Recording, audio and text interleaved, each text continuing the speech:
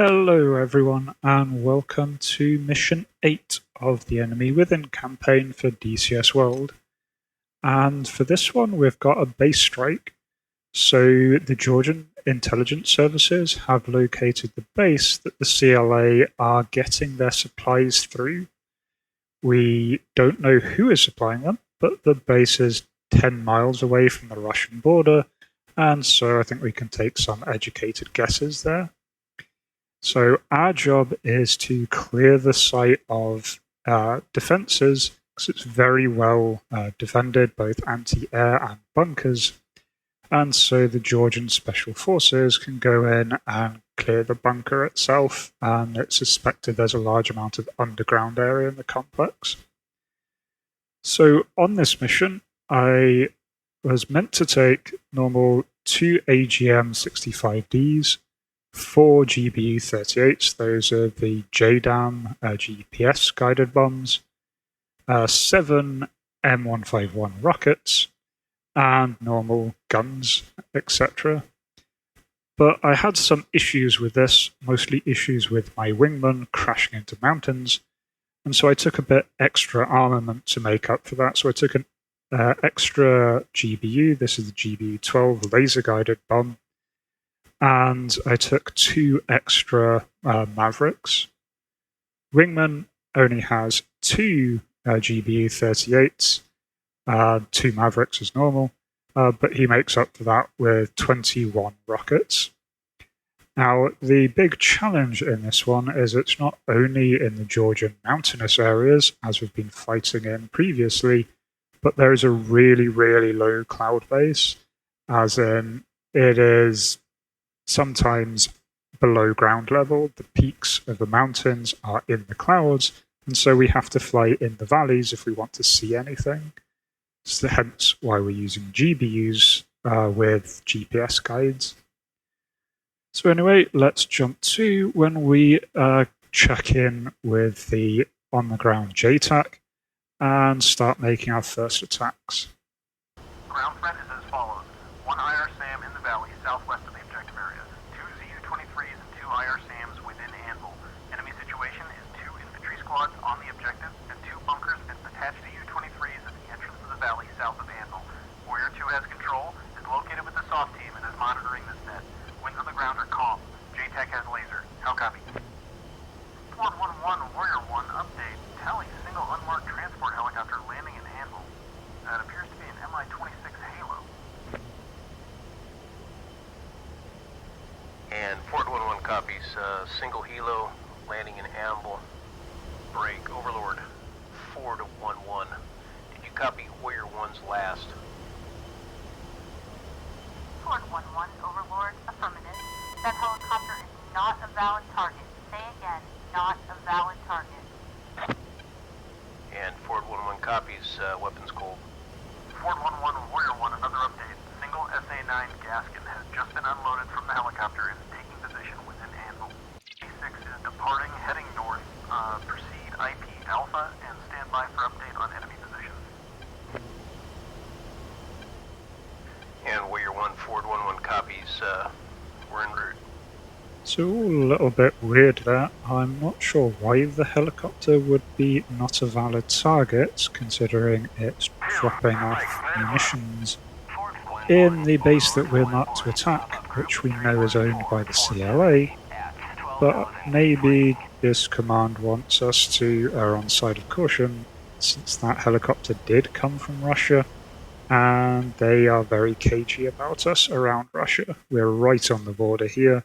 As you can see on the RWR, we are being tracked by a MiG-19 or similar that's just hanging out on the other side of that border there. Anyway, so we proceed to the AO and get ready to deploy. And Warrior 1, Fort 1-1. We're established at the IP, ready for an update on enemy positions. From Warrior, first target, grouse. Grid, 38 Tango, Lima November, 49793, 42698. Second target, Gaskin. Grid, 38 Tango, Lima November, 52412, 4 5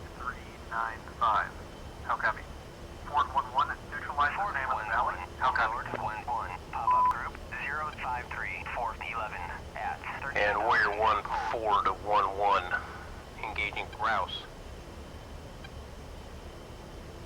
So I plug in the coordinates that JTAC gave me and drop a GPU. And falls through the cloud layer. I have absolutely no visual. But nicely, as it appears on the other side of the cloud layer, we can just see a tiny little vehicle there, our intended target. We take it out the entire group. You are cleared hot on Anvil. First, take out the SA-9 gasket. So now we turn in towards the main target and the gaskin that's there. Again, I'm just pulling up the DSMS page since I don't need to use the TGP. Just checking using that the bomb does come off the rail. And once again, JTAC's coordinates are good. We take out the gaskin. Ford 1-1, Warrior 1. Good hits. Gasket destroyed. 2. Engage air defenses at my speed with guided bombs from the west. So I send in number 2. He's got still his pair of guided bombs. I've still got 2 left. And he seems quite happy to make his approach. He makes his approach much higher, closer to 15,000 feet.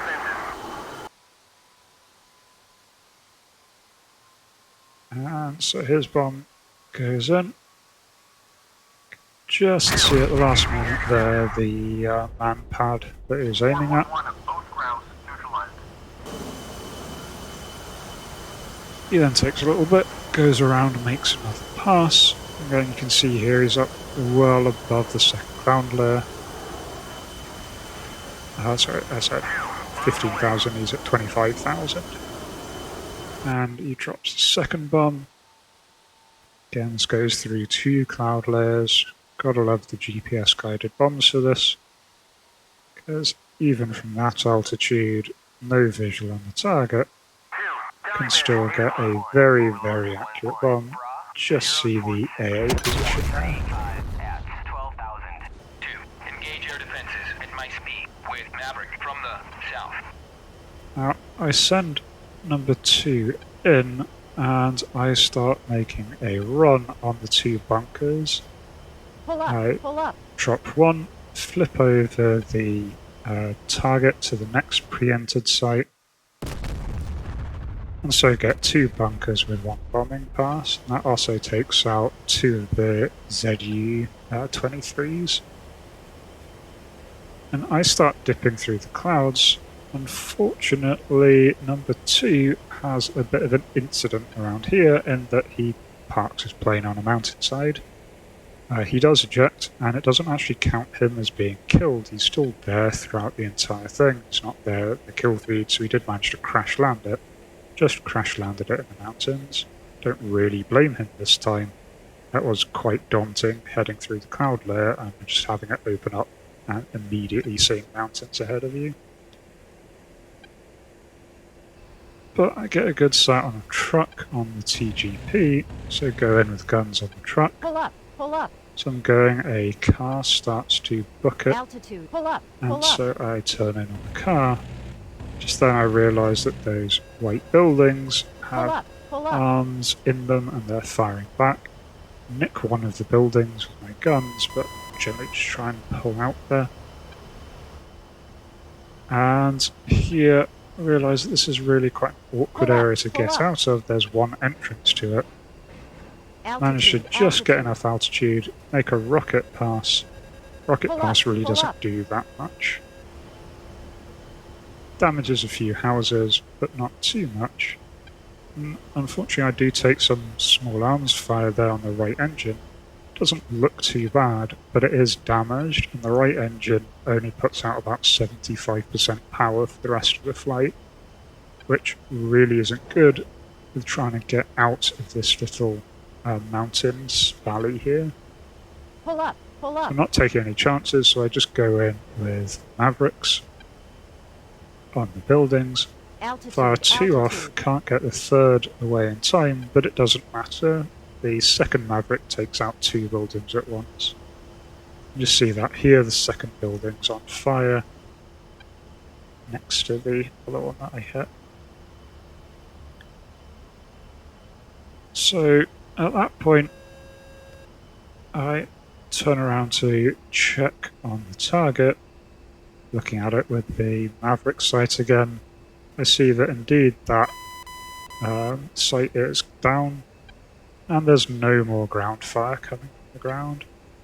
So I give the helicopters their go code, and they begin making their approach.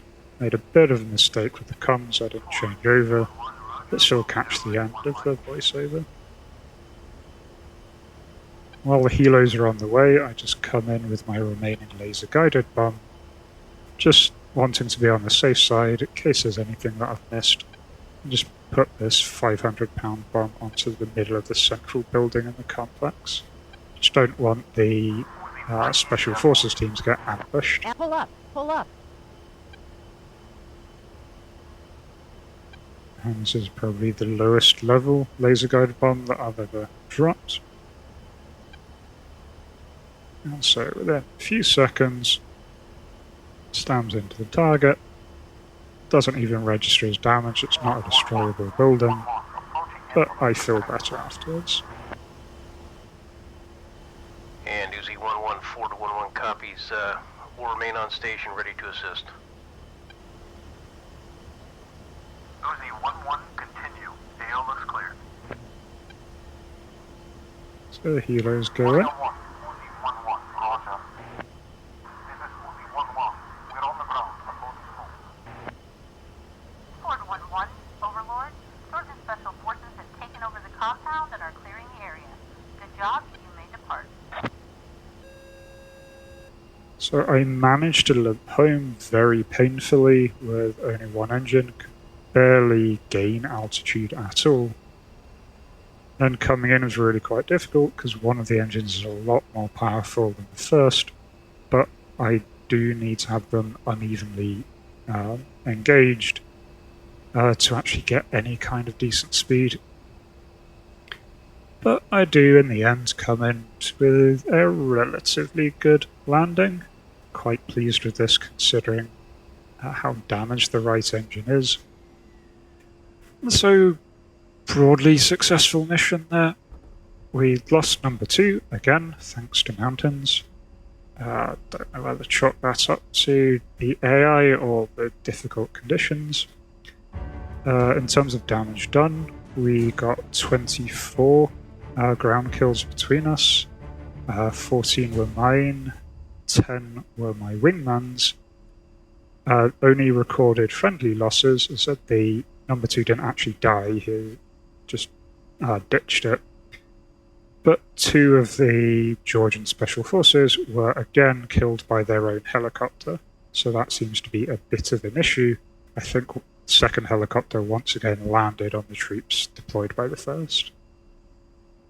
So that was really quite a challenging mission, not really in terms of what was on the ground, but just in terms of trying to fly it, diving through that thick cloud layer to immediately be seen or to see mountains really was quite dense. And then having an engine half fail made doing anything after that very, very difficult. Barely got enough energy to get over the ridge before slamming into the mountainside myself. Anyway, I hope you enjoyed that. If you did, consider leaving a like. And I will catch you in the next one. Cheers.